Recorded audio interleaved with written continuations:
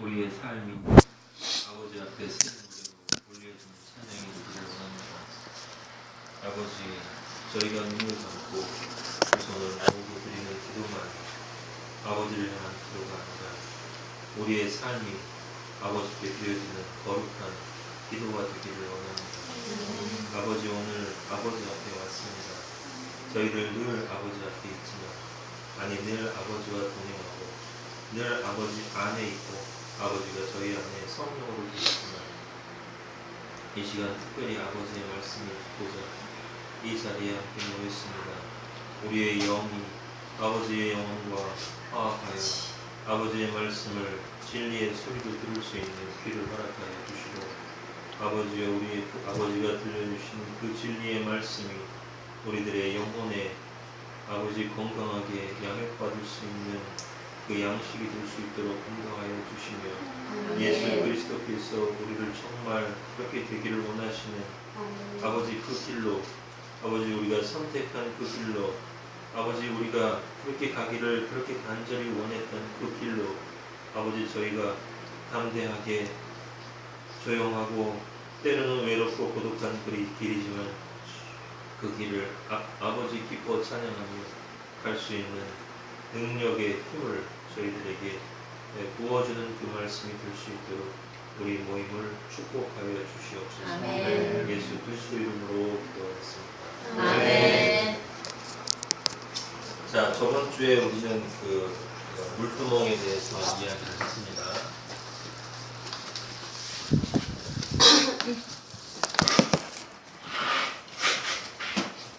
오늘은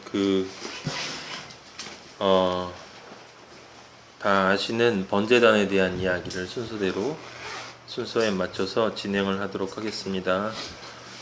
본문은 에베소서 5장 2절 먼저 읽도록 하겠습니다. 에베소서 5장 2절.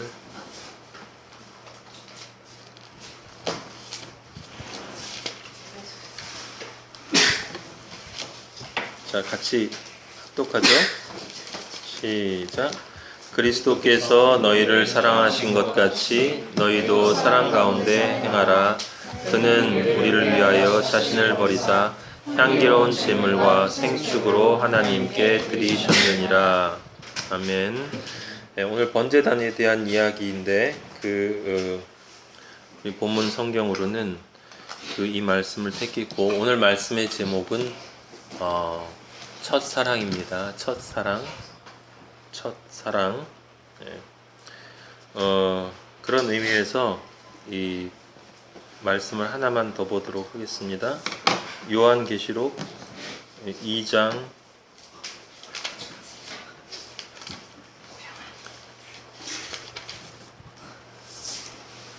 4절 5절 4절 5절 요한계시록 2장 4절에서 5절까지.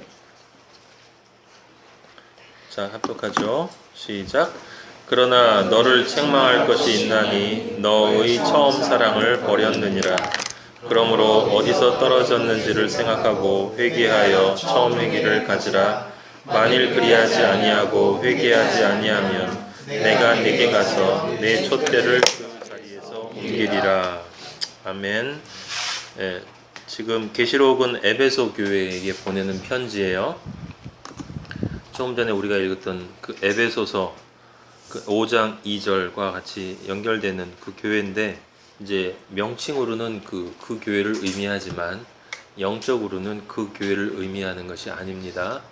에베소라는 그 교회의 신앙 상태와 똑같은 모든 그리스도인들에게 보내는 편지예요. 오늘 아버지가 저희들에게 주시고자 하시는 말씀은 바로 그 이야기인데 번제단에 대한 이야기를 하면서 그 말씀을 주셨어요. 그래서 번제단을 먼저 찾아보도록 하겠습니다. 출애굽기 27장 출애굽기 27장 1절에서 8절. 이거요? 네. 너는 조각목으로 장이 5규빗, 광이 5규빗의 단을 만들되 네모 반듯하게 하며 고는 3규빗으로 하고 그 네 모퉁이 위에 뿔을 만들되 그 뿔이 그것에 연하게 하고 그 단을 노수로 살치며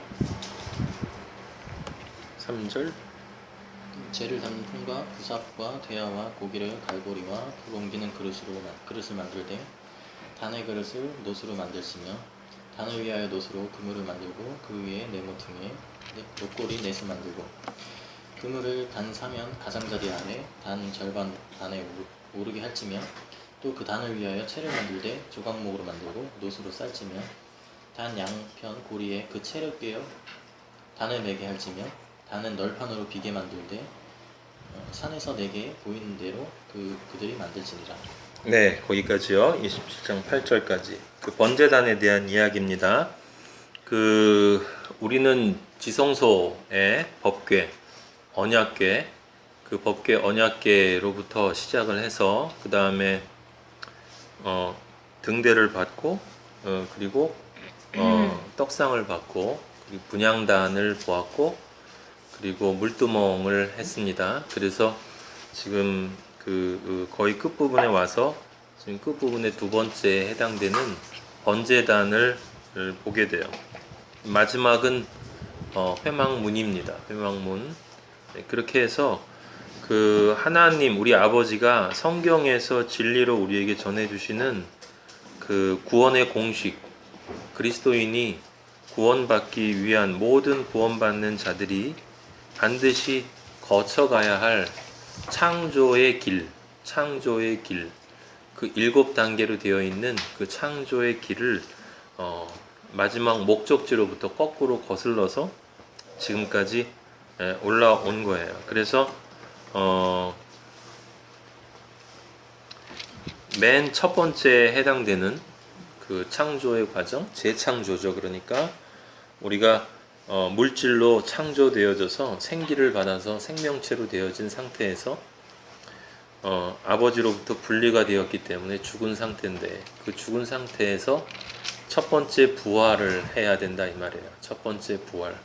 그 첫 번째 부활을 하기 위해서는 반드시 회막문을 열고 들어가야 합니다. 그래서 그 회막문에 예수 그리스도로 상징되는 그 청색, 자색, 홍색 그리고 가늘게 꼰 배실로 장식이 되어 있는 그 문을 통과를 해서 들어가면 이제 두 번째로 그 부활에 참여하기 위해서는 반드시 번제단을 지나가야 하고 세 번째로 물두멍에서 손을 씻어야 돼요.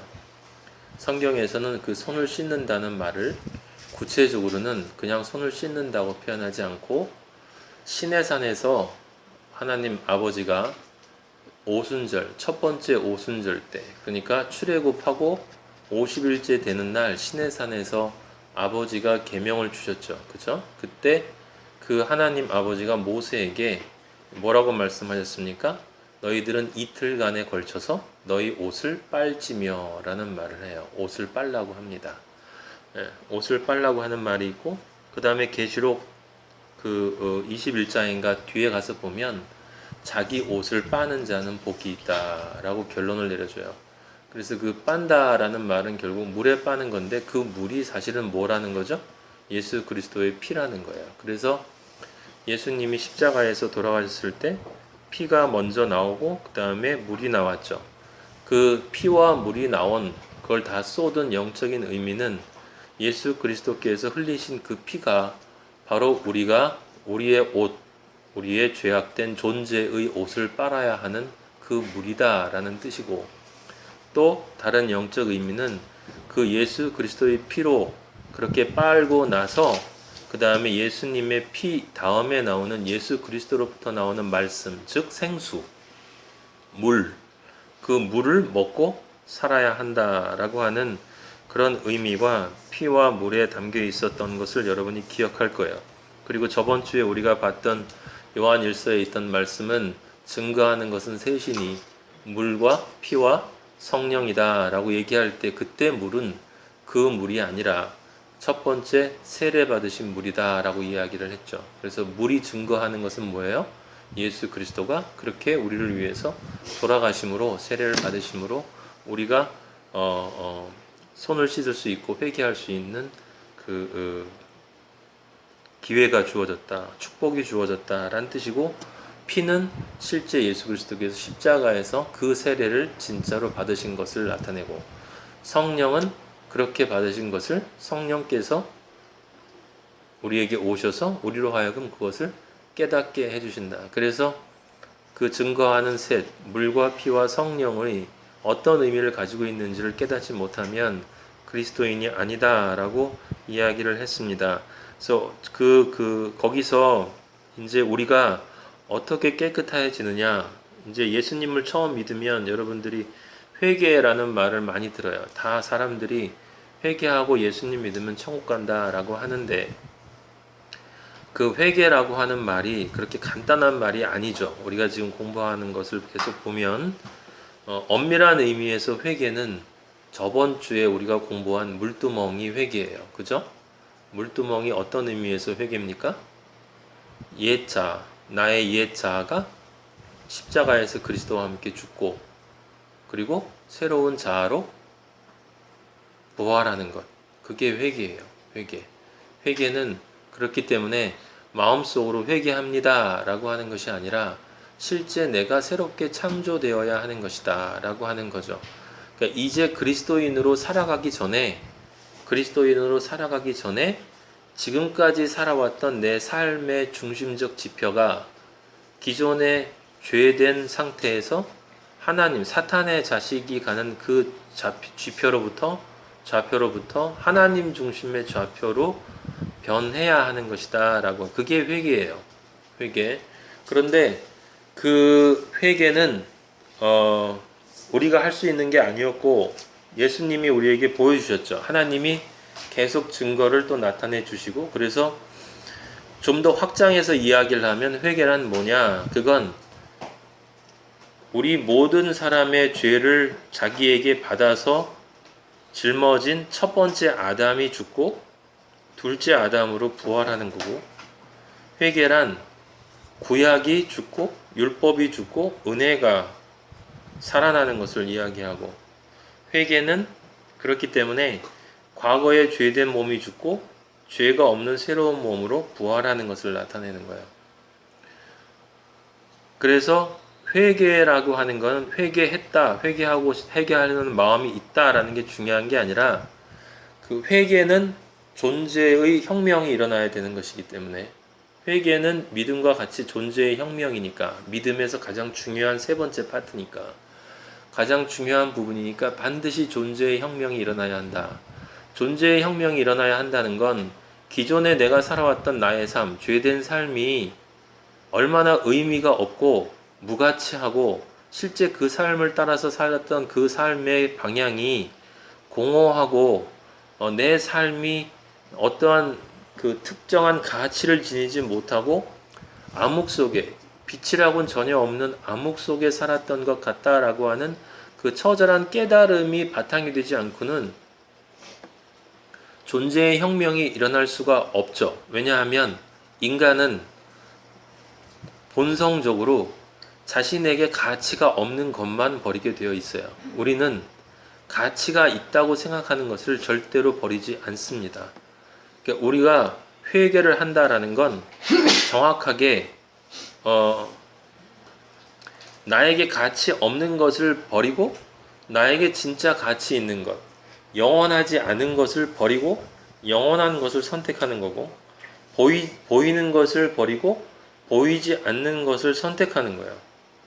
그러려면 보이는 것이, 영원하지 않은 것이, 기존에 내가 살아왔던 나의 삶이 얼마나 무가치하다라고 하는 것에 대한 처절한 깨달음이 있어야 되는 것이고, 그 삶이 단순히 처절하게 무가치하다라는 것을 넘어서서 보다 더 적극적인 의미로 누군가에 대한 상상할 수도 없는 죄였다라는 것에 대한 깨달음이 있어야 되는 거예요.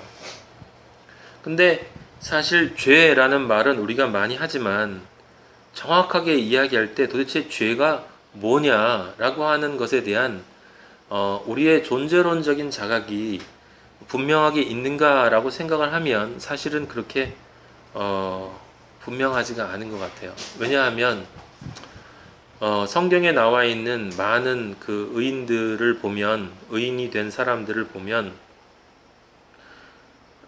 늘 처음에 죄를 깨닫고 믿음의 사람이 돼서 하나님의 길을 가는데, 그들이 가는 길에 나머지 인생 동안 끊임없이 또 새롭게 죄를 깨닫거든요. 그러니까 우리는 정확하게 말하면 이 죽기 전까지, 그러니까 아버지가 우리의 목이 완전히 잘라지고 이제 예수 그리스도의 머리로 완전히 바뀌었다라고 하는 이스라엘 절기로 따지면 대속죄 대속죄 사건이 우리의 죽음 직전에 일어나기 전까지는 실제로는 우리는 사실은 우리의 죄조차도 정확하게 깨닫지 못하고 살아가는 게 맞아요. 우리는 그런 소리를 많이 듣습니다. 죄를 회개해야 된다. 너희는 죄인이다. 근데 도대체 죄가 뭡니까? 그러면 여러분 우리는 쉽게 잘 알고 있어요. 죄라고 하는 것은 하마르티아, 관역을 잘못 찾은 거다. 하나님이라는 관역을 쏴야 되는데 세상이라는 관역을 쏜 거다. 그게 죄다. 하나님이 주시는 영원한 행복을 내 인생의 관역으로 쏴야 하는데 선악과라고 하는 육체의 욕망, 이 비교의 욕망, 그 다음에 쾌락의 욕망이라고 하는 그 세상 사람들이 행복 지수를 가지고 지금도 모든 세상 사람들이, 특히 기독교인들도 함께 끊임없이 심지어 하나님까지 동원해서 추구하려고 하는 그것을 관역으로 삼은 게 죄다 라는 건 다 알아요, 우리요. 그리고 그렇게 살았던 우리가 죄인이라는 것도 알고, 그런데 한 걸음 더 나아가서 그게 도대체 왜 또 죄냐라고 하는 말을 한 번 더 생각을 해보면, 내가 죄인이라고 하는 것이 정확하게 도대체 뭐냐라고 하는 것이 이 개념적으로 이거다 딱 잡히지가 않는 거예요. 알아요. 아는데 몰라요. 그게 무슨 얘기냐면, 사도 바울도 내가 죄인 중에 괴수라는 것을 죽기 전에 깨닫기 전에는 자기가 죄인 중에 괴수라는 것을 몰랐단 말이에요. 내가 얼마나 죄인인지, 그러니까 죄인이라고 하는 것은 어렴풋이 느끼지만, 그래서 우리는 구원받았죠. 여러분들도 경험을 했는지 모르지만 저도 개인적으로 제가 철저하게 제가 죄인이라는 것을 하나님이 저를 보시는 방식대로의 죄인으로 내가 내 자신을 깨달은 게 아니라 나도 모르게 기도하는데 눈물이 나왔단 말이에요. 한없이. 그래서 제가 나중에 지금 아버지를 알아가는 과정에서 계속 깨닫는 건 뭐냐면, 내가 얼마나 죄인이었는가예요. 얼마나 죄인이었는가를 깨닫게 되는 거죠. 점점 더. 얼마나 죄인이었는가를 점점 더 크게 깨닫게 되니까 얼마나 은혜를 받았는가도 역시 점점 더 깨닫게 되는 거예요. 그럼 처음에는 내가 진짜 어떤 죄인인지를 사실은 수많은 그리스도인들이 다 깨닫고 울고 감사의 기도를 하지만 그건 시작에 불과한 거다라고 하는 거죠. 왜냐하면 우리가 쉽게 이야기하는 것처럼 이 번제단에서 길이가 5규빗이고 너비가 5규빗이고 이 다섯이라고 하는 숫자는 이 성경에서는 많은 경우에 고통의 숫자로 쓰이거든요. 고통의 숫자. 베데스다 연못 있잖아요. 솔로몬 행각에 있는. 그게 행각이 5이고, 여러분이 잘 아시는 것처럼 예수님이 만나 주신 그 수가성 여인의 남편이 또 5이었어요. 그 골리앗을 때리려고 다윗이 모은 조약돌이 5개였고, 그 다음에 야곱이 그 애굽으로 왔을 때 요셉이 야곱에게 아직도 흉년이 5년이나 남았다. 5해나 더 지나가야 한다. 원래는 7년인데 지금 2년이 지나갔고 5이 남았다라고 얘기해요. 근데 그 위에서 당하는 그 고통은 그러니까 그 존재가 어떤 존재가 그 회막문 앞에서 번제 같은 경우에 회막문 앞에서 잡아서 그 레위기에 보면 그 번제를 드릴 때 누가 그 소를 예를 들면 소 같으면 숫소를 잡는데 숫소를 누가 잡아요? 본인이 잡아요. 본인이 제사장이 잡는 게 아니고 우리 경중이가 소를 가지고 가면 경중이가 소를 잡아야 돼요. 소를 잡고 직접 그 소를 다 각을 떠야 돼. 각을 다 떠야 합니다. 그 피만 제사장이 갖다가 뿌리고 갖다가 여기 양동이에다가 이제 그 고기들을 갖다가 이렇게 얹어가지고 이제 밤새 태우는 거예요. 그러니까 본인이 잡아야 돼요. 본인이 직접 소를 끌고 와서 소를 본인이 소에다가 본인이 안수를 하고 그러니까 안수를 잘못하면 안 되는 거지. 안수기도를. 그러니까 본인이 소에다 안수하는 건 본인의 죄를 소에게 전가시키는 거니까 아무에게나 안수기도를 하면 안 되는 거죠. 그래서 어쨌든 안수기도를 하고 그 다음에 본인이 잡아야 돼요. 소를 여러분 잡겠어요? 숫소를? 근데 잡아야 돼. 잡고 그렇게 난도질을 한 다음에 그걸 태우는 거예요. 근데 성경이 얘기하는 건 여러분 잘 알잖아요. 우리가 아까 에베소서 읽은 것처럼 제물과 향기로운 제물과 생축으로 향기로운 제물로 받는 제사가 뭐냐면 번제거든. 번제. 이스라엘 사람들이 제사를 드리는 방식은 5가지가 있었어요. 번제가 있고 소제가 있고 뭐가 있어요? 화목제, 그 다음에 속죄제, 속건제 5가지가 있다고. 근데 향기로운 제물이다라고 향기롭게 받으신다라는 거는 번제예요. 번제. 왜냐하면 번제에는 자발적인 바침의 의미도 들어가 있기 때문에 그래요. 그것만 들어가 있는 건 아니야. 죄를 깨끗이 속한다라는 의미도 있어요. 근데 여러 가지 내가 아버지한테 희생을 드린다 할 때도 번제라는 말을 쓰고 그 다음에 죄를 대속한다 할 때도 번제라는 말을 써요. 그래서 번제는 일반적인 용어로 쓰이는 거야.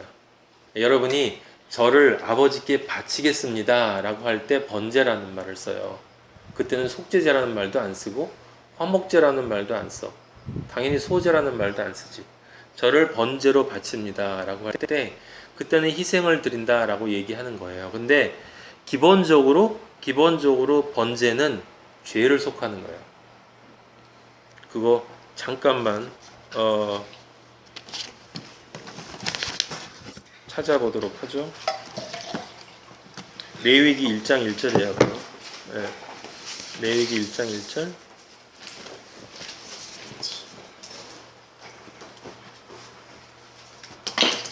읽을까요? 네.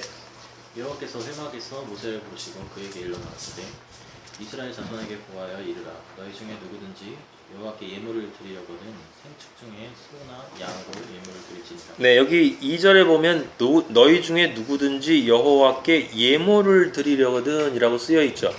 그러니까 이 구절만 보면 우리가 일반적으로 아버지께 드리는 예배나 또는 희생 이 헌금이나 우리가 드리는 아버지께 드리는 봉사나 이런 모든 것들이 다 사실은 번제 개념에 들어간다고 볼 수가 있어요. 그런데 여호와께 예물을 드리는 것인데 그 중에서 좀 더 읽어보세요. 3절.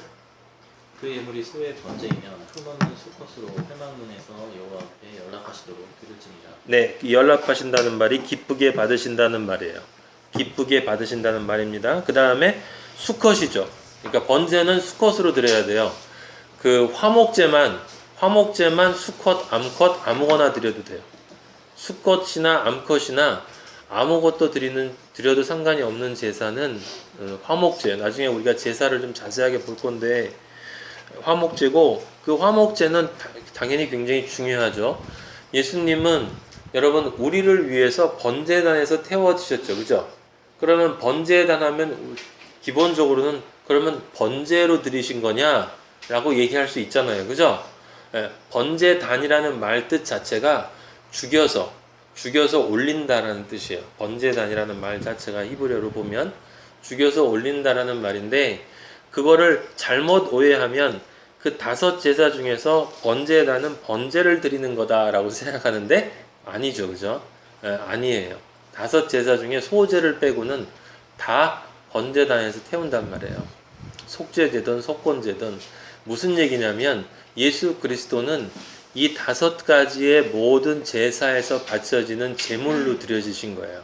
그 중에서 제일 중요한 건 화목제. 화목제. 하나님과 우리가 불화하고 원수가 되었는데, 그쵸? 가늠하는 여자들아. 우리는 가늠하는 여자들이에요. 여자들이었어. 가늠하는 여자들. 가늠하는 여자는 누구죠? 남편을 버리고 다른 남편과 바람을 핀 여자예요. 우리가 하나님을 버리고 사탄과 바람을 폈어. 그래서 가늠한 여자야. 그 사탄과 바람을 피니까 세상이 좋아.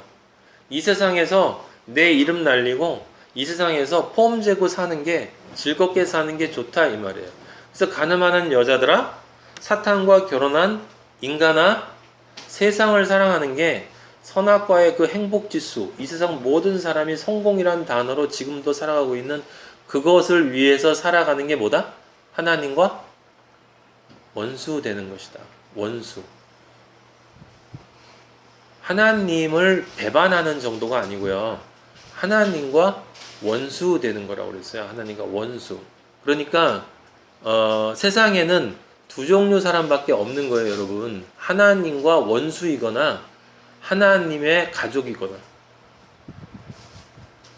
하나님의 가족이 아니면 하나님의 원수예요. 원수. 근데 원수 되었던 우리를 하나님이 이제 그 가늠한 우리를 대신해서 이제 그 간음에서 원수 되어진 그 하나님과 우리와의 원수 관계를 예수님이 중간에서 태워지심으로 화목하게 만들어 주셨기 때문에 사실은 화목제가 제일 중요하지만 번제도 또 중요해요. 왜냐하면 번제는 완전히 다 태워버리는 거예요. 완전히 다 태워버리는 거예요. 화목제는 다 태우지 않아요. 화목제는 기름하고 콩팥하고 간만 태우고 나머지 몸 전체는 어떻게 해요? 그 영문 밖, 진영 바깥에, 그러니까 그리스도의 영역 바깥에, 예루살렘 밖에 골고대 언덕에서 예수 그리스도가 죽으신 것처럼 그 바깥에서 똥이니 다른 것들은 다 갖다가 거기서 태워버렸어요. 그러니까 각각의 제사 안에 왜 마태, 마가, 누가, 요한이 예수 그리스도의 4가지 성품을 나타내죠? 그 4가지 성품 속에 들어있는 예수 그리스도가 우리에게 주시는 은혜의 다양한 4가지 모습이 있듯이 제사의 5가지 모습 안에도 예수님이 우리를 위해서 어떤 희생을 치렀는가라고 하는 것에 대한 5가지 속성이 들어있어요. 5가지 속성이. 아시겠습니까? 근데 그 첫 번째가 번제인데, 그 번제가 많은 사람들이 그 번제를 이 번제단의 번제로 생각하는 사람도 있고, 또 하나는 번제를 하나님께 드리는 희생으로만 생각하는 사람들이 있어요.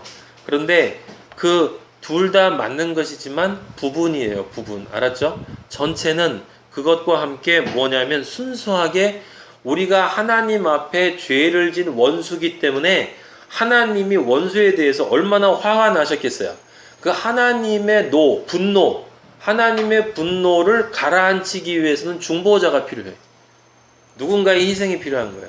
하나님이 기뻐 받으시고, 향기롭다. 우리 쉽게 얘기해서, 향기로워. 좀 기분이 좀 풀리네. 라고 만들어줄 수 있는 제사가 필요한 거예요. 그게 번제야. 그건 죄가 속해지는 건 아니에요. 깨끗하게. 하지만 죄를 속하는 건 맞아. 그러니까 특징이 다른 거예요. 특징이. 여기 3절에 4절에 나와 있어요. 보세요.